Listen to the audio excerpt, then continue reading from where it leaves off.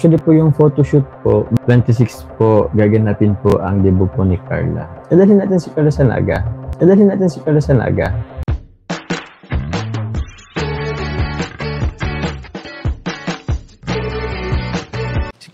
Si Kuya Jens, ano yan, reactor natin yan.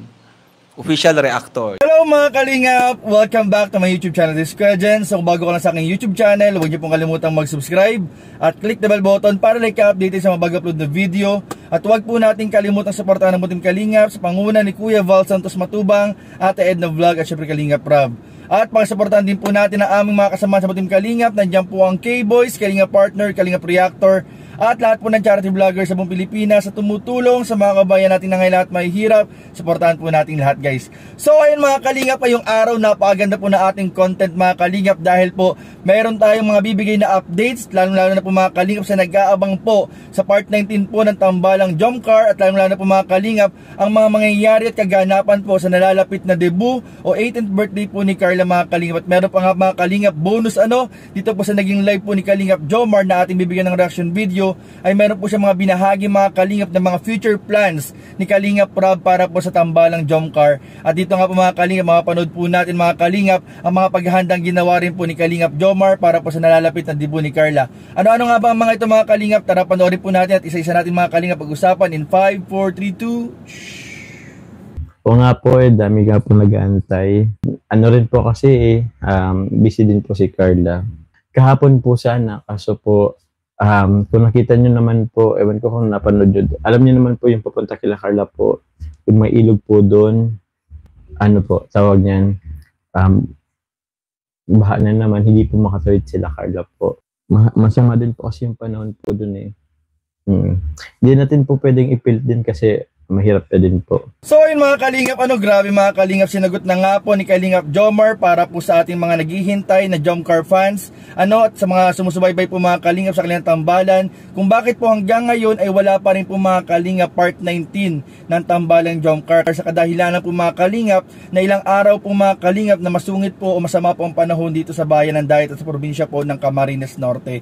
Kaya po ayun mga kalingap, alam naman po natin na yung daan papunta po kila Carla ay tatawid po ng ilog. Meron po kasi itong kalsada na parang umiibabaw po mga kalingap din yung ilog, at tuwing masama po ang panahon at maulan ay tumataas po yung tubig. Kaya po nahihirapan tumawid mga kalingap ang mga sasakyan at kahit po ang mga tao sa pagtawid-tawid po mga kalingap doon sa tulay mga kalingap o sa kalsada papunta po kila Carla.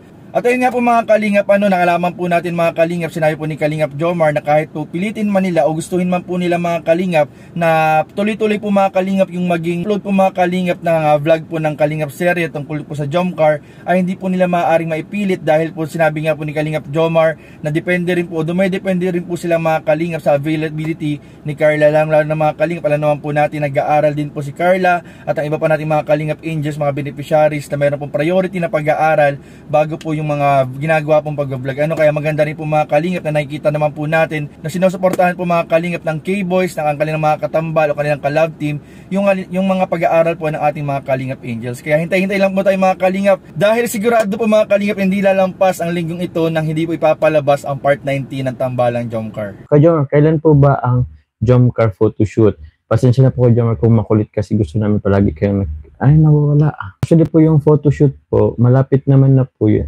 Yun na po yung sunod, yung photoshoot po. It's just that naging hindi po nakisama yung panahon. Tapos ngayon naman po is may ano na rin po si Carla. May pasok po. Papa Joms, nag-diet ka na ba? Pumayat ka kasi tingnan, or dahil naka-black ka na lang dadamit. Actually pumayat, naka-black din kasi ako damit, pero nagda-diet na po kasi ako. Ngayon pong araw, hindi po ako nag-almusal, nagtanghalian. Ano lang po, gabi din. Dinner, yung dinner ko po ngayon, pang ano na po yun, pang umaga, tapos tanghalian. Doon, nakain pa rin naman po ako ng light lang po. Photoshoot po, na-depende pa rin po kami sa availability rin ni Carla and sa panahon po. Hindi po kasi nakikisama yung panahon. Maulan po kasi dito.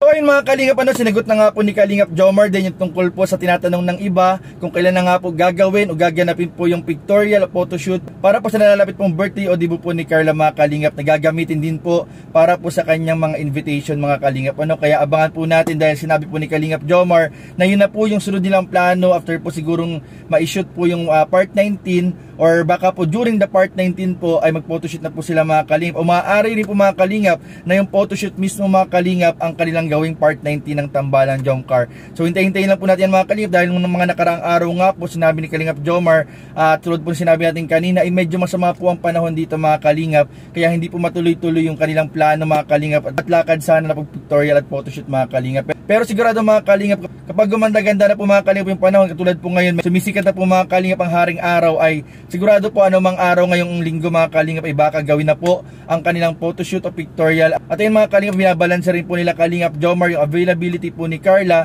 Sigurado po ito ay gagawin sigurado pag walang pasok o kaya naman po mga kalingap ay weekend mga kalingap. Kaya abangan po natin mga kalingap At ayun nga mga kalingap, nakita rin po natin may kakaibang ginagawang paghahanda po itong si Jomar mga kalingap. Narinig po natin mula sa kanya na nagda-diet na po si Kalingap Jomar. Hindi po natin alam kung ito po ay for good health lamang mga kalingap.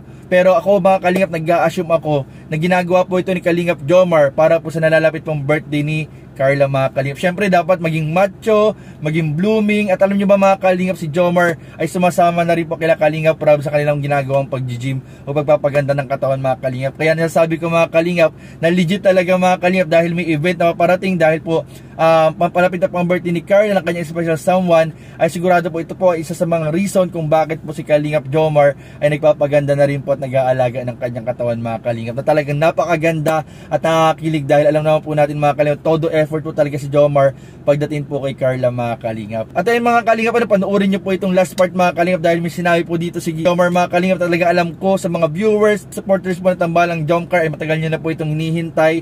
Kaya andito na po mga kalingap, panoorin po natin yung isang naging linya niya sa kanyang live kung saan talagang nagulat ako at talagang mas lalo akong na-excite. So tara, panoorin po natin ito.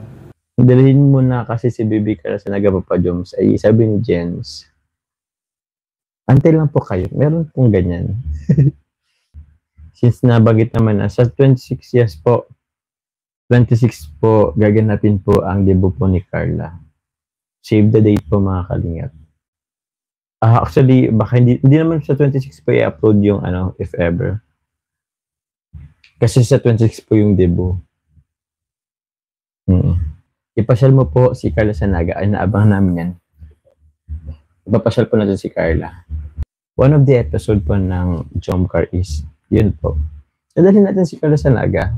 Mga kalingap, narinig nyo mga kalingap na ayun mga kalingap kasama po sa plano ng K-Boys ng Team Kalingap at ng Tambalang Jomcar na dalhin po o may pasyal po si Carla mga kalingap sa Naga. Yun nga po sinabi ni Kalingap Jomar na talagang mangyayari po yun. Darating po yung time after po siguro ng debut ay baka po isusunod na po mga kalingap yung pagdala kay Carla sa Naga City para po syempre maipakilala din siguro ni Jomar. Di po natin alam o maaaring maipasyal po sa Naga City. Hindi rin po natin alam mga kalingap, pero isa lang ang sinisigurado ko mga kalingap, napaka nakaka-excite yan. After ng debut mga kalingap, isa na po yan sa paabangan nating mga mangyayari po sa Tambalang Jomcar. So yun lamang po mga kalingap at maraming salamat po sa panood. Don't forget to like, comment, share, and subscribe sa ating mga video. Maraming salamat. God bless. Bye-bye.